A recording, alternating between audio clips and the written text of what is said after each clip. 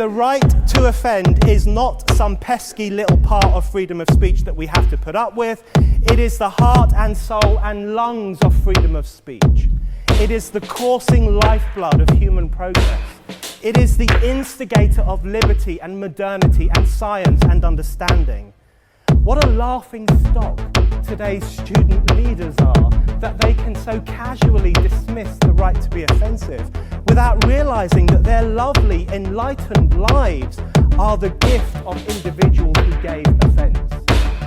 Offensiveness is not just something we have to begrudgingly accept. Offensiveness is the motor of human progress.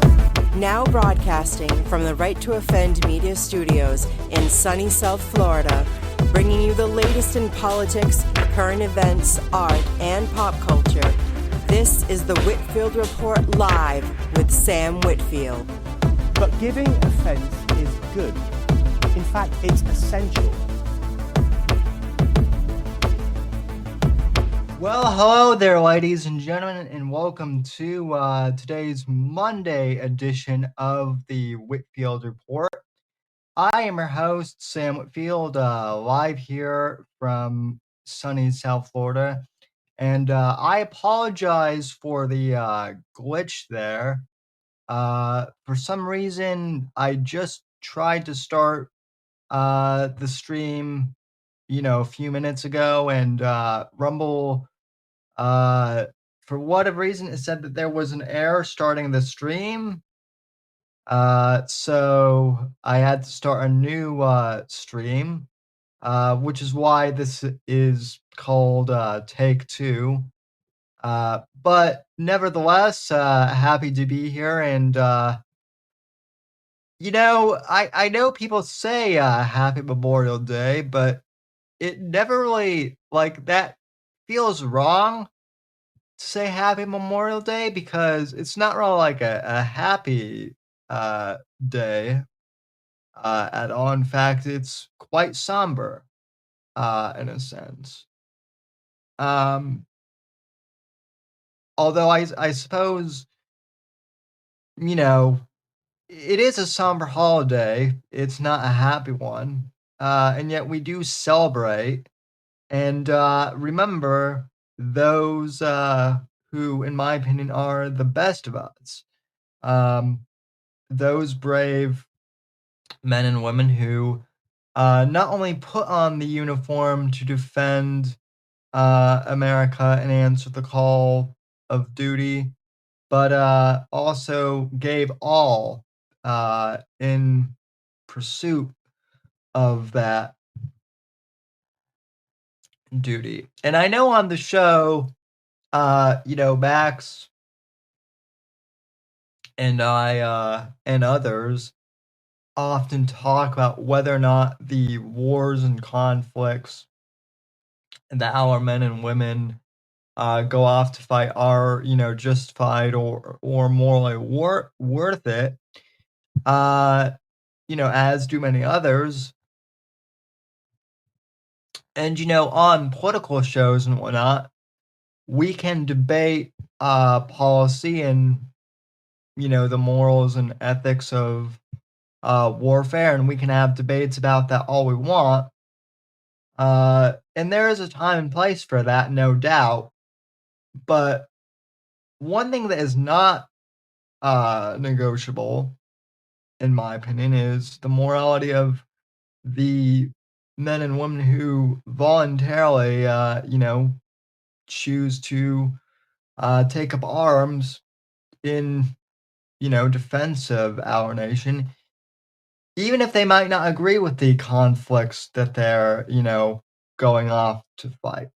It still is very admirable that, all of our men and women, who decide to enlist in the military do so. And I have many family members and friends, who I know who have done just that.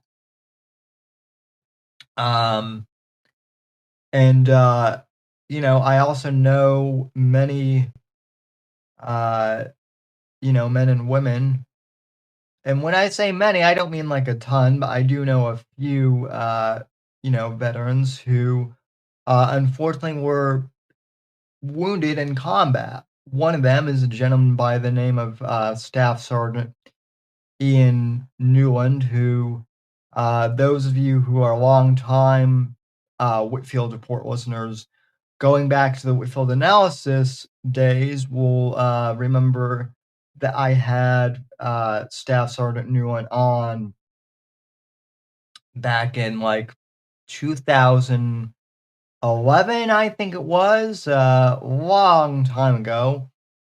And he talked about his experience of being wounded in Afghanistan. And those of you who are, familiar with the lore of the Whitfield Report may know that I had a service dog at one point named Clark. And, as I grew older and stronger, I no longer needed Clark, as a service dog. So,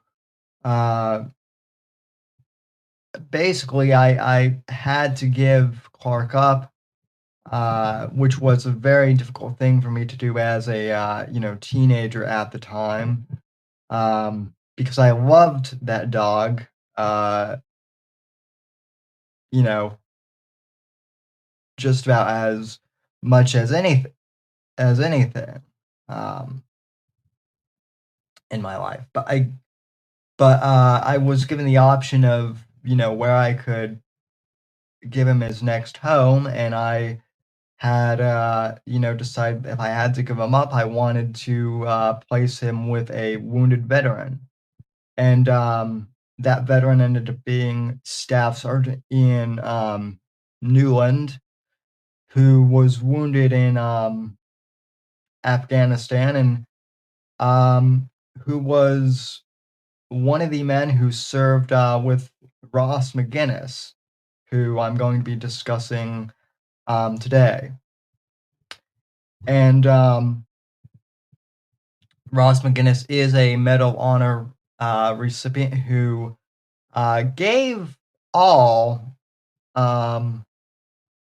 for his nation, and who I guess has since become one of the posthumous Medal of Honor recipients in the Iraq and Afghanistan conflict.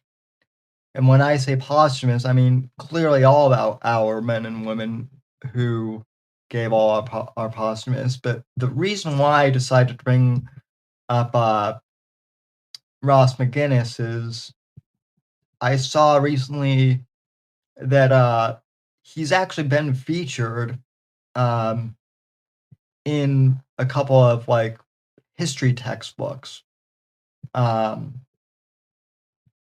regarding the Iraq and Afghanistan war. So he's now been mentioned, by name in the annals of history, which I think is, it's very, I don't want to say it's cool because, obviously it's a tragedy that he has passed, but I do find it interesting that I am, very tangentially connected to someone who has made it into a history textbook, even if it is recent history. And I know that because a listener of mine actually DM'd me recently, and long-time listener, and said, I guess their kid or whatever brought home a textbook and mentioned that Ross McGinnis was in their kid's history textbook. So I found that very interesting. But you know, there are many veterans who I could have, there are many veterans who gave all, many men and women who I could have chosen to feature, but I figure since we talk about Iraq and Afghanistan a lot in this on this program, and since Max has mentioned a few of his um, friends who gave all, I figured I would share with you, someone I was tangentially connected with. So, as I mentioned, Ross McGinnis. There's a lot of so there's actually a fair bit of history that I could read to you guys on, and I will, but I just wanted to kind of start off with this video um that talks a little bit about Private First Class McGinnis, and this video I'm going to play is from a let's see here. It's the American Veterans Conference, and this video is from 2008, so it's actually quite a while back. But one of the other veterans that he served with, not Staff Sergeant Newland, who I know, but one of the other gentlemen who I actually have met, spoke about Ross McGinnis as a person and talked a bit about his sacrifice as well and what he meant. So I found this video to be very fitting, and I want to play this for you now. It's really short, only about 7 minutes long, but it's well worth playing. So here it is. Take number 1. Go. So I'm First Class Thomas. I'll be talking about Specialist Ross McGinnis. Ross McGinnis, from a small town in Pennsylvania, 19 years old, all right, enlisted in the Army, 18, right out of high school. Attended basic training, Fort Benning, Georgia, as 11 Bravo infantryman. After completing basic training, he was on his way to Schweinfurt, Germany, Charlie Company, 126, Blue Spaders. Me, myself, I just completed a 3-year tour of drill sergeant duty and was looking forward to lining up my Humvee crew. Getting to the company with Ross and meeting the outgoing platoon sergeant, I walk past the arms room and Ross McGinnis comes out. Ross is 6 foot tall, about 150 pounds. I don't know if that's with his gear on or off, but he's 150 pounds. Ross comes out and he's covered in carbon from cleaning his 50 cal. So I walk up and I meet Ross, and Ross is a big jokester. He's funny. He cracks jokes all the time. And Ross comes out, I meet Ross, and I shake his hand. He starts laughing. And I look down, and my hand is covered in this carbon. And he starts laughing, and it's a good joke. But his attitude, and his sense of humor was a big attraction for me. After that, we went to Grafenwehr in Hohenfels, Germany for training, CMTC, for about 45 days. Ross was the gunner for my Humvee crew. Training in Grafenwehr, Ross had no problem knocking down targets, doing his thing. We trained hard, very hard, in the snow, in December in Germany, if anybody's ever been there. We deployed to Baghdad, northeast Baghdad. Give you a rundown of our sector. Our sector was the last place that Saddam Hussein gave his speech at the Abu Hanifa Mosque. This was the last place that, anyone had seen Saddam Hussein. This is also the red light district of Baghdad. So you see what we're up against: thugs, drug dealers, gangsters, gangbangers, and foreign fighters. But to cut to the chase, I'll share the story with you on that day. We just finished our last 3-hour patrol. We do three-hour patrols every day. We just finished our last one. It was just right before sunset. The company commander runs out. Sergeant Thomas, hey, your guys are still fresh. You just came back from your last 3-hour patrol. We need to go look at a generator for this neighborhood. So I said, all right, sir. Got my platoon together, 6-vehicle patrol. We roll out the gate, approximately 1,000 meters from our combat outpost. We turned into the neighborhood. My vehicle was the last vehicle in the patrol. I was the 6th vehicle. I had the 6 o'clock for the platoon. We turned into the neighborhood, and the buildings for the street we're on, approximately 2 or 3 stories high. We turned, and as soon as we made the turn, you hear Ross stood up and grabbed his 50 cal. I didn't pay any attention. But then you hear a tink from my radio mount, and Ross said, oh shit. I said, what? He said, a grenade. I said, what? He said, yeah, it's in the truck. So at that time, you go into a protective posture. It was probably about 1 to 2 seconds of reaction time for anyone to get out. I had a full vehicle that day, so there was 5 of us total in this Humvee. Ross stood up as if he was swatting the grenade away. In this vehicle, we wore headsets, so everyone knew what was going on, what each person was doing in the vehicle. My medic sat behind me. Ross was on the 50 cal, had a driver and a dismount. Ross leans on this grenade, puts his back up against the grenade, and the grenade detonated, saving the lives of the other members in the vehicle.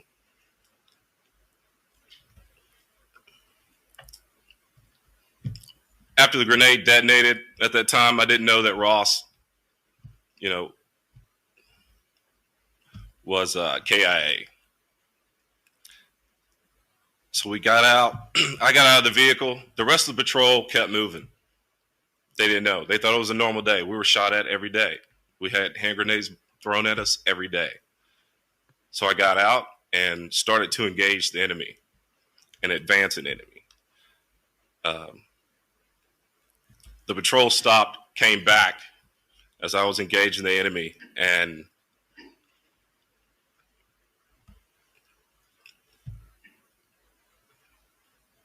helped in the situation. Once we got loaded back up and got to the aid station, that's when I knew that Ross had passed away. Saving the lives of 4 of the soldiers, and I wouldn't be here today. Blue Speakers.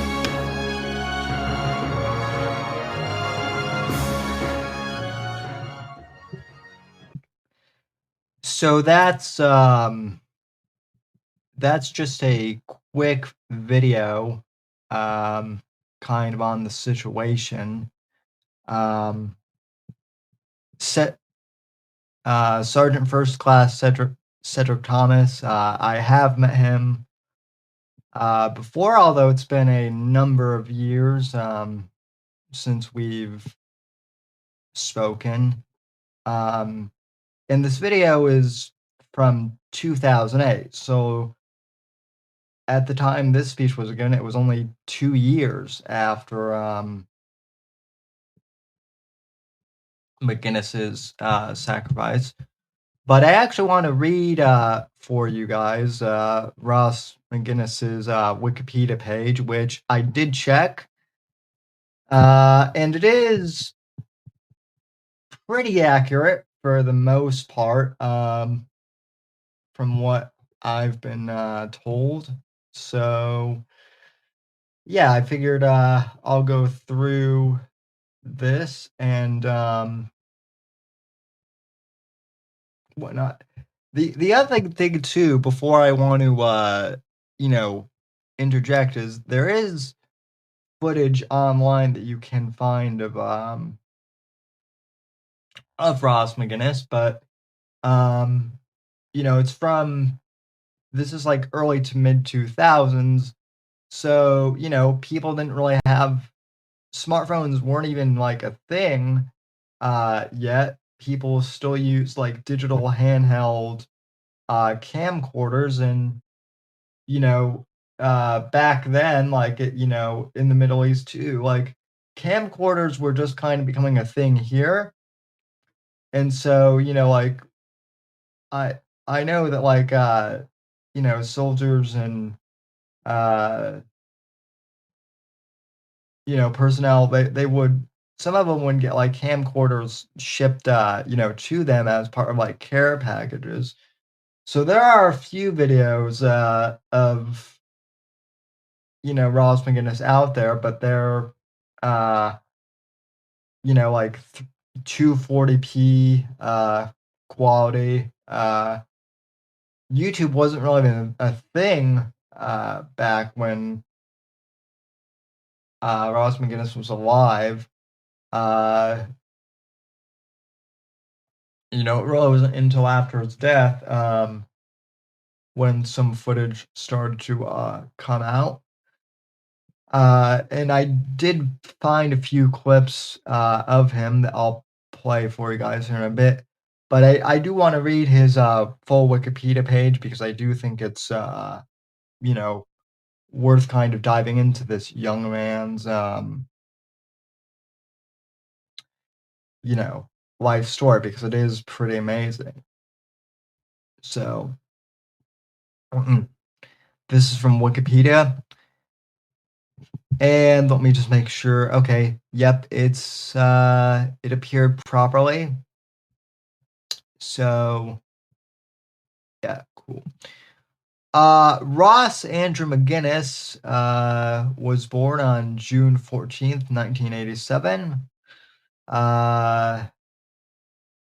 And he died on December 4th, 2006.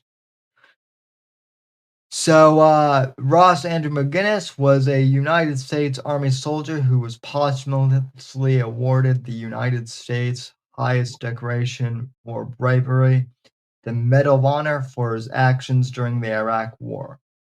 While serving as a gunner in a Humvee, his convoy was attacked and a hand grenade was thrown into his vehicle. McGinnis was killed in action when he deliberately threw himself on the grenade, saving the lives of at least 4 other soldiers in the vehicle. He was the 4th service member to receive the Medal of Honor during the Iraq War, which was presented to his family following his death. So that's kind of just a summary.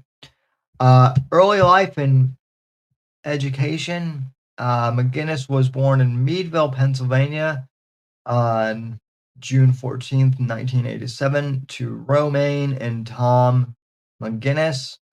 I believe his father, by the way, passed away a few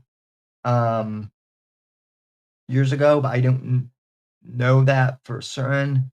If so, my condolences to his family. And hopefully father and son are reunited. But anyway, he was born to Romaine and Tom. McGinnis and grew up in Knox, 90 miles north of Pittsburgh, after his family moved there when he was 3. When he was in kindergarten, his teacher gave him a paper that at the top said, "When I grow up, I want to be a blank," and he wrote an army man. When he was growing up, he became involved in the Boy Scouts of America, involved working on cars, and was an athlete playing multiple sports. He played basketball and soccer through the YMCA and Little League Baseball. He attended Clarion County Public Schools and graduated from Keystone Junior and Senior High School in 2005. He had 2 sisters, Becky and Katie. Yeah. Military career. McGinnis had wanted to be a soldier since kindergarten and joined the United States Army through the delayed entry program on his 17th birthday on June 14th, 2004. Following basic training at Fort Benning, Georgia, he was assigned to the 1st Battalion, 26th Infantry Regiment in the Leadward Barracks in Schweinfurt, Germany. In August 2006, at age 19, the regiment was deployed to eastern Baghdad, and he was serving as a 50 caliber machine gunner in a Humvee. During operations against insurgents in Edhimia, I think is how you pronounce that. On December 4th, while his platoon was on mounted patrol in the region, a grenade was thrown into the vehicle. He shouted a warning to the 4 other men in the vehicle so that they could prepare for the blast. When one of the men responded they could not see where the device had landed, instead of jumping out of the gunner's hatch, McGinnis threw his back on the grenade, absorbing the bulk of the blast.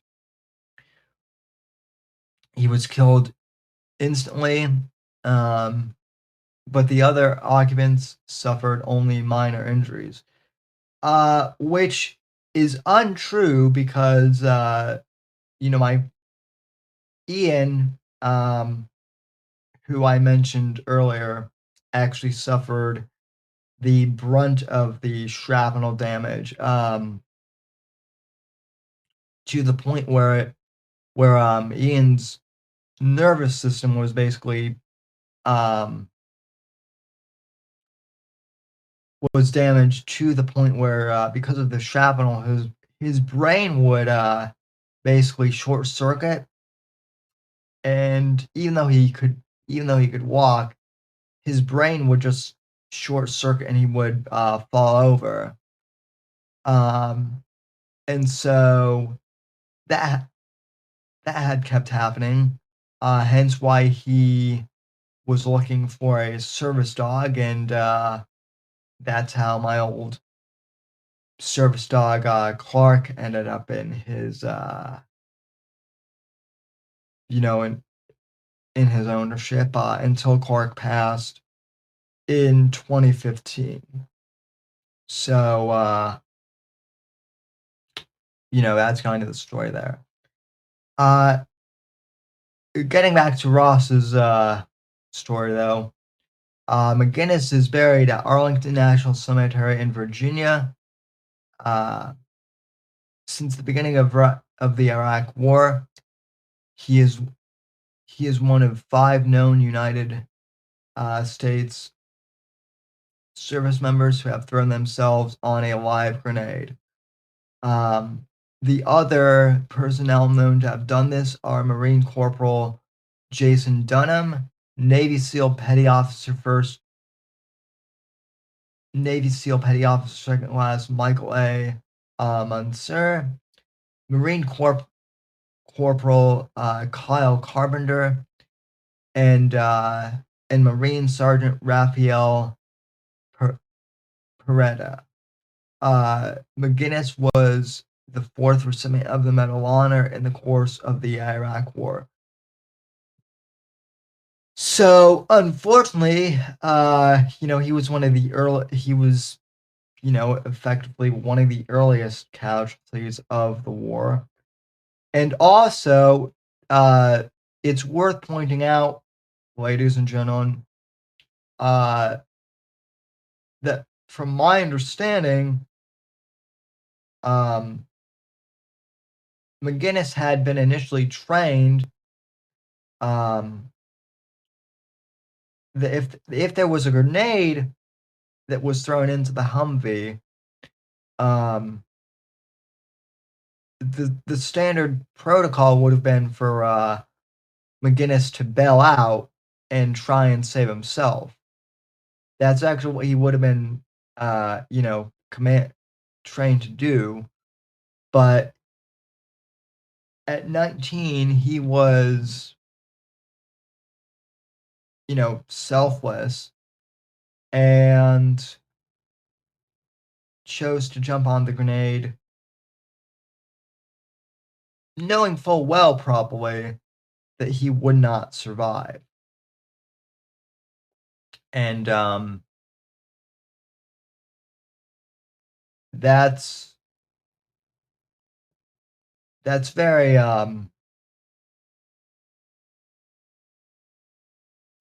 I have no words, quite honestly, to really put into. I really have no words to express just how well. There's no other word other than heroic.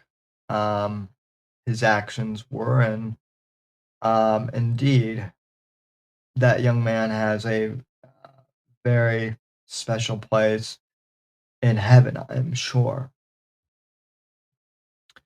A ceremony was held in the East Room of the White House on June 2nd, 2008, in which the medal was presented to his family by President George W. Bush.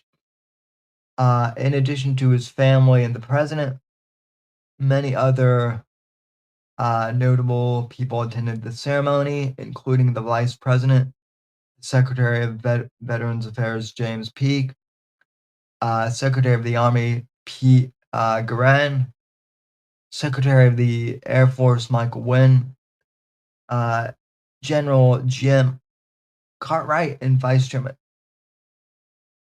Vice Chairman of the Joint Chiefs. Several members of Congress also attended, as did members of McGinnis's unit from Iraq, including the other soldiers from the vehicle he sacrificed his life to save. So, and then it goes into all his decorations and awards. And there you can kind of see those on screen. And there's the chart of all the awards right there.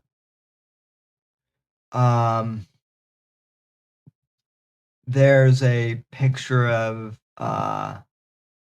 President Bush with McGinnis's parents being presented the award.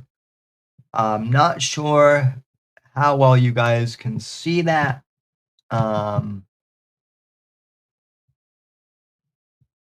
So there you have it.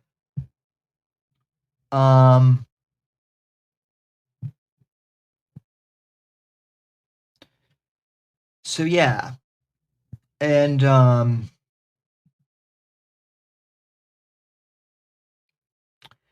so I have this other video. It's a real short one of Staff Sergeant Newland, who I mentioned talking about Ross McGinnis. And I've shared this before on social media on Memorial Day, but I figured it would be good to share again. So let me switch the tab here. And full screen, make sure everything is good on Rumble. And yeah. And this is actually from like 2007, I believe. So again, pretty soon after McGinnis's sacrifice. So let me go ahead and play this for you all. Cut number 1. PFC McGinnis. I'm the filmmaker of this film, with Hell of a Day. We've been in Iraq for about three months, 3 good months. We've seen quite a bit of action already. We don't need to see much more. It's said time heals all wounds. But for Ian Newland, time plays over again and again. I remember it every day. You know, I live with that. I see it every day. He was facing me when it detonated, so I've got a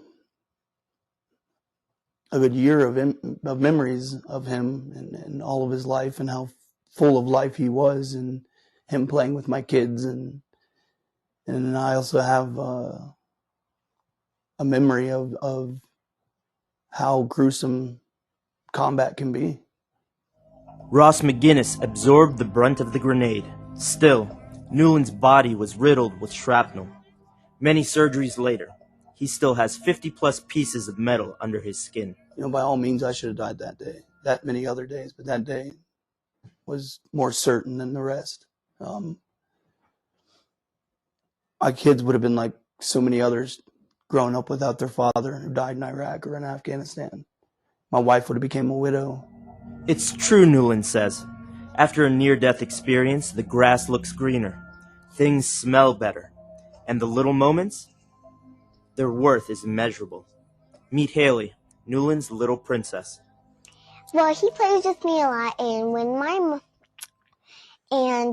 mom's gone, and if she's downstairs, we sneak in my dad's room. Oh, what do you guys do? We go to sleep, and whenever I do, my mom takes me out. There isn't a single day or an hour that goes by that I don't take in everything. The smell of my daughter's hair, or just the smile my son had given me anonymously out of nowhere. The soft touch of my wife's hand, just driving in the car.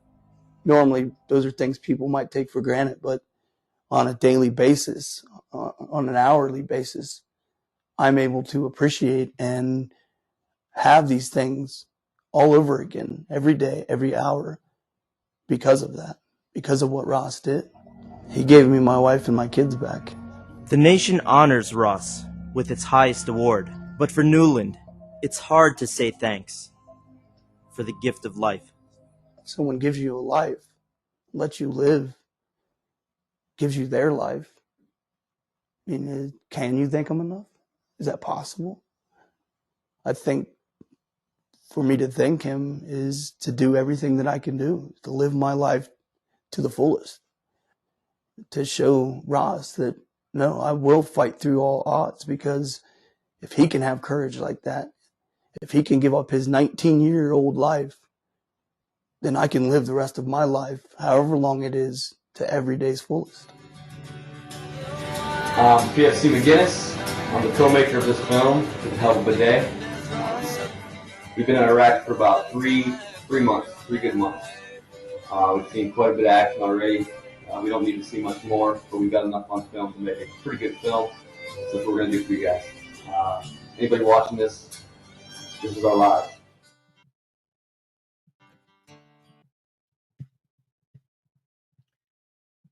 Okay. So that's the end of that video. And again, that came out in 2007. So Ian's daughter, I believe she would be 19 or 20 now. And I believe the last I heard from Ian's ex-wife, and yes, unfortunately, he and his wife got divorced. Haley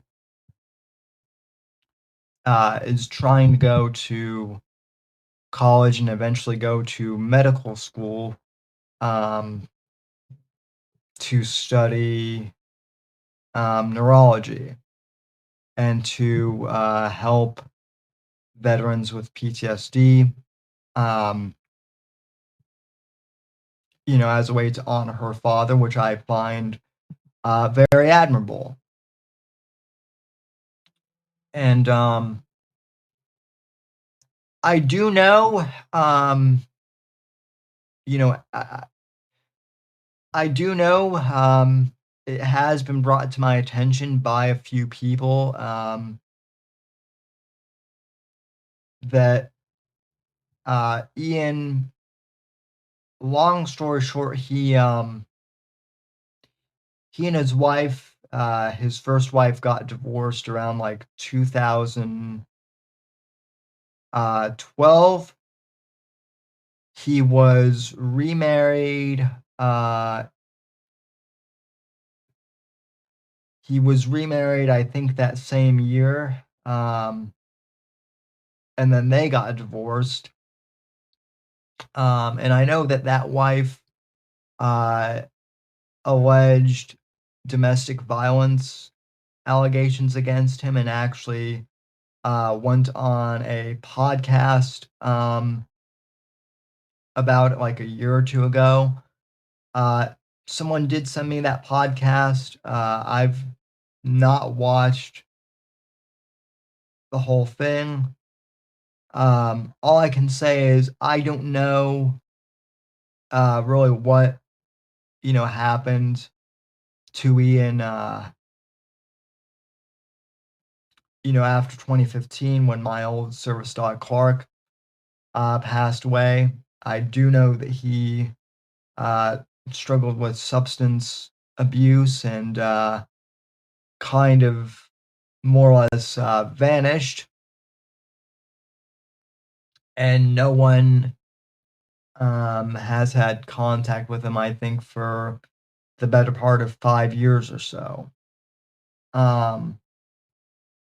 But I still prefer to think of Ian as one of my heroes, as the man I met who received my old service dog Clark, and who I formed a bond with over that. And so again, I'd like to honor PFC Ross McGinnis, and who again I'm tied to in a very, I never met the man. I've met some of his family members. I've communicated with them, and even nearly 20 years later, his loss is still very fresh for his family members and his friends. And so, as I mentioned at the beginning of the show, all of our men and women who made the ultimate sacrifice deserve recognition on Memorial Day. And yet I feel that because of my personal connection to Ross, I wanted to honor his memory and his legacy personally on today's Whitfield Report. So I want to thank each and every one of you for tuning in to today's episode. I realize it's a bit of a short one, but I wanted to do a Monday stream, and I also wanted to do a stream to, like I said, honor Ross McGinnis and honor other veterans who gave all in service to this country. I want to thank each and every one of you for tuning in. Feel free to click the links in the description, and we also have a new Discord as well. Real quick, too, I just want to announce that I will be doing a premium stream later on tomorrow at some point. For those interested, going over some of my photos from New York City, and it should be pretty fun. So I want to thank each and every one of you for tuning in. I will be back Wednesday with Max,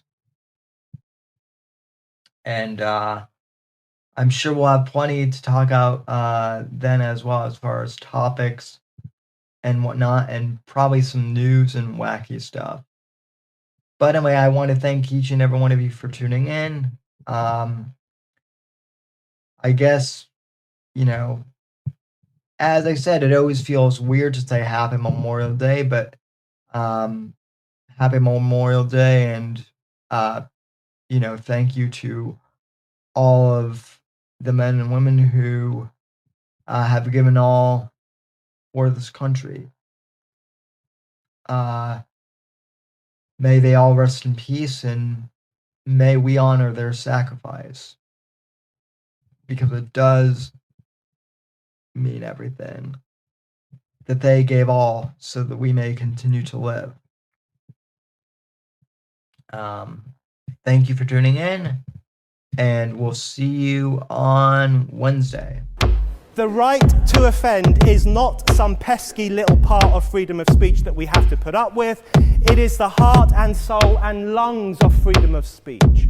It is the coursing lifeblood of human progress.